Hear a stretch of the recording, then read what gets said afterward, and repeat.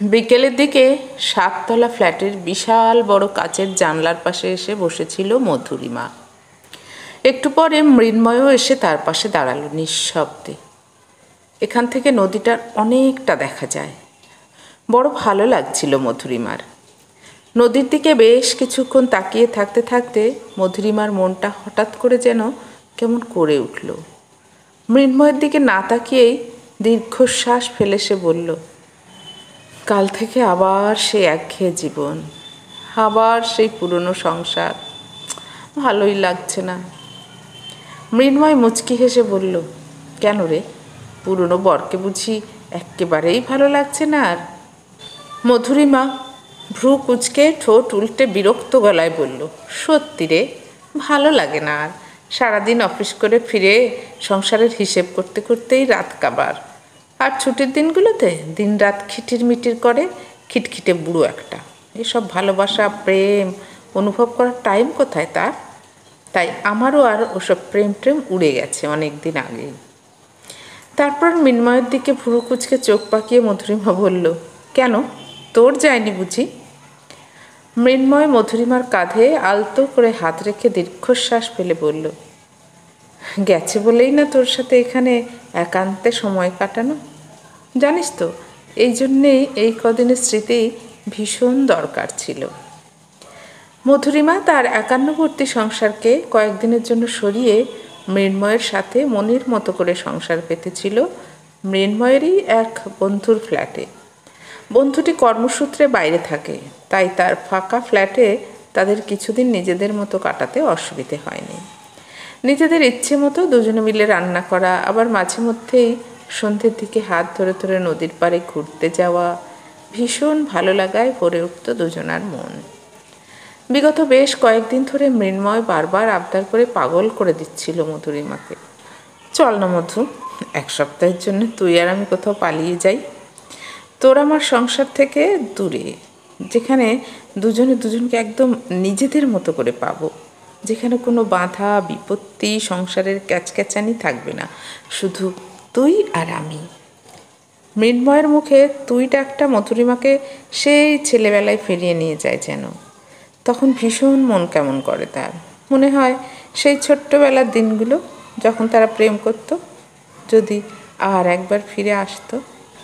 তারপর এক সময় সময়ের স্রোতে মৃন্ময় কোথায় যেন হারিয়ে গিয়েছিল। সেই সঙ্গে মধুরিমার প্রেম ও সংসারের দায়িত্ব, সমস্ত কাজের আশা চাপে তার মাথায়। এসব করতে গিয়ে ভালোবাসা যেন কর্পূরের মতো উড়ে গিয়েছিল। ইদানিং সেই পুরনো প্রেম খুঁজে পেয়েছিল মৃন্ময়ের মধ্যে হঠাৎ, যখন মৃন্ময় তাকে বলেছিল, চল না দুজনে পরকীয়া করি, ঘুরে আসি কোথাও থেকে। মধুরিমার তখন মনে হয়েছিল, সত্যি তো, কি হয় একটু নিজের মতো করে বাঁচতে। সেই তো সংসার আর অফিস, একঘেয়েমি জীবন ভেসে যাবে নাকি কয়েকদিনের জন্য তার ছেলেবেলার প্রেমিক মৃন্ময়ের সাথে।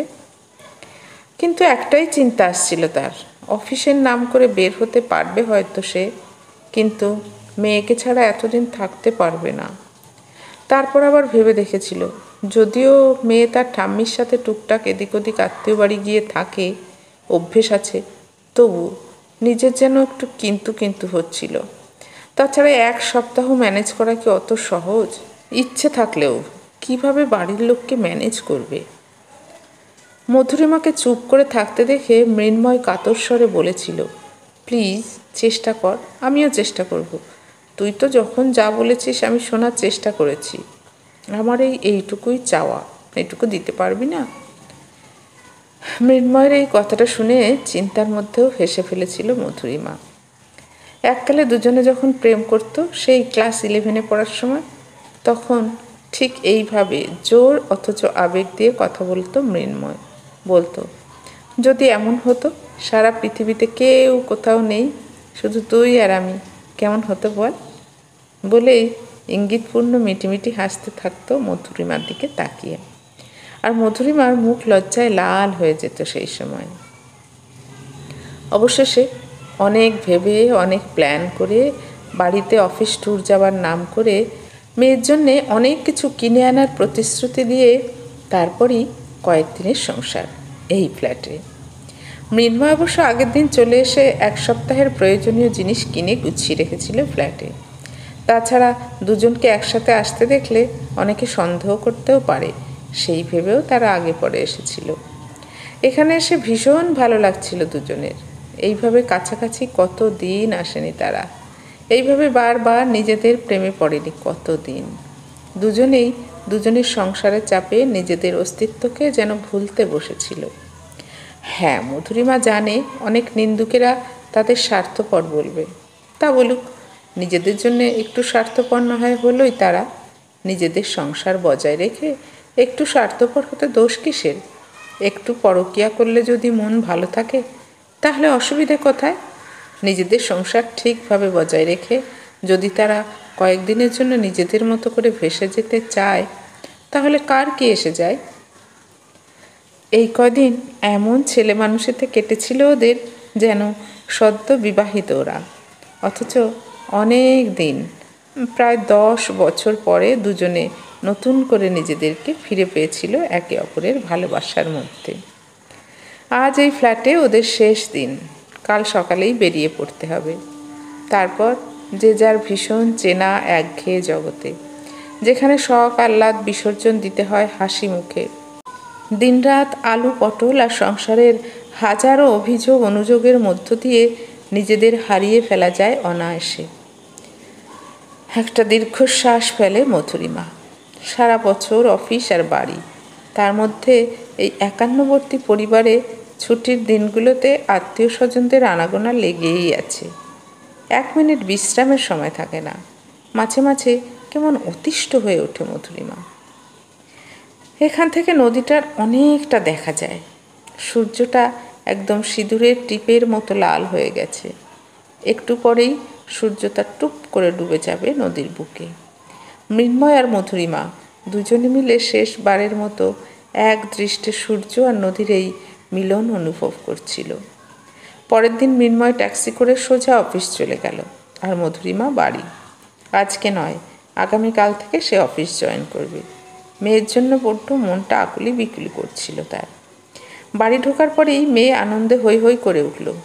মধুরিমা মেয়ের হাতে খেলনাটা দিতে ভীষণ খুশি হয়ে জড়িয়ে ধরে একখানা পাপ্পি খেয়ে দৌড়ে ঠাম্মু দাদুকে দেখাতে গেল। কতদিন পরে মেয়েকে দেখে বুকটা জুড়িয়ে গেল মধুরিমার। সেদিন রাত্রে সবাই ঘুমানোর পরে মৃন্ময় ফিসফিস করে বলেছিল, কি মন খারাপ? মধুরিমা মৃদু হেসে বলল, হ্যাঁ, তা একটু হচ্ছে। কতদিন পরে আমরা মনের মতো সংসার করলাম কটা দিন। এমনিতে তো এইসব জীবনে আমার পূরণ হতো না। তবে যাবি না বলছিলি যে, প্ল্যানটা কেমন ছিল বল? মধুরিমা একগাল হেসে বলল, ভীষণ ভালো প্ল্যান করেছিলে, কিন্তু খেয়েও টের পায়নি। মৃন্ময় একটু রাগ দেখিয়ে বলল, তোকে বলেছি না যখন দুজনে থাকবো তখন তুমি বলবি না। তুই বললে আমি যেন সেই পুরনো 11-এর প্রেমে পড়ে যাই, বুঝিস না? মধুরিমা মৃদু হেসে বলল, জানি। তোর এখন এই বিয়েতে মন টিকছে না, নতুন করে প্রেমে পড়তে চাস শুধু। মৃন্ময় মৃদুস্বরে বলল, চাই তো বারবার, চাই বারবার তোর প্রেমে পড়তে। একে একান্নবর্তী সংসার, এদের মধ্যে আমরা দুজনে একটু ঘুরতে যাব, সেটা আবার স্বার্থপর ভাববে। তার থেকে এই ভালো অফিসের নাম করে ঘুরে আসো। তারপরে একসাথে গেলে সন্দেহ করতে পারে ভেবে আগের দিন আমি চলে গিয়েছিলাম। আমরা বছরে অন্তত একবার করে এমন 1 সপ্তাহের জন্য নিজেদের জন্য সময় দেব, কেমন? ভীষণ মন চাইছে রে, কিন্তু পিছু টান যে ভীষণ। পরের বার কিন্তু মেয়েকে নিয়ে যাব, আর একসাথেই যাব। সবসময় বাড়ির লোক কী ভাববে এটা ভেবে ভেবে নিজেদের সমস্ত সুখ আহ্লাদ বিসর্জন দিতে আমি ক্লান্ত। ঘুমন্ত মেয়ের মাথায় হাত বুলিয়ে দিতে দিতে মৃন্ময় বলল, ঠিক বলেছিস, পরের বার মেয়েকে নিয়ে যাব। কিন্তু হ্যাঁ, আমাদের মেয়েটা দিন দিন যা শেয়ানা হচ্ছে, ওর সামনে খবরদার আমাকে তুই বলে ফেলিস না যেন, তাহলে আমাদের সব সিক্রেট ফাঁস হয়ে যাবে। মধুরিমা জিভ কেটে বলল, ধুর, কখনো না, পাগল নাকি?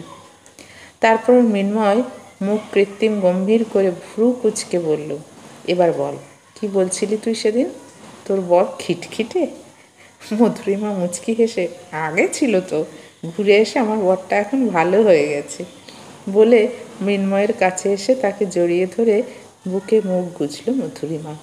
মৃন্ময় তার ছোটবেলার প্রেমিক, তার পরকীয়ার সঙ্গী, তার স্বামী।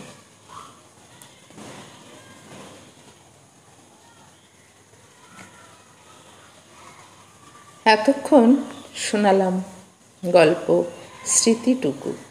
কলমে ঝুম্পা মণ্ডল, কণ্ঠে আমি অপর্ণা।